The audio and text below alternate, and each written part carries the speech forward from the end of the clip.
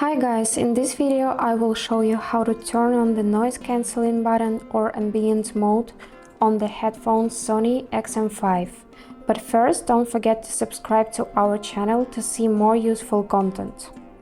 So, if you're for example going on a train and don't want to hear people that are surrounding you, turn on the noise cancelling button.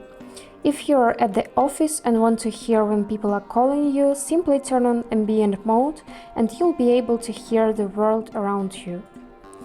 So there are two methods how to switch through mode. The first variant. While listening to music, find these two buttons on the left side of the headphone. As you can see, there are letters NC, A and B.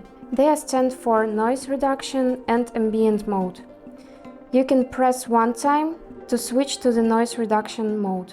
You can switch the second time to switch to the ambient mode.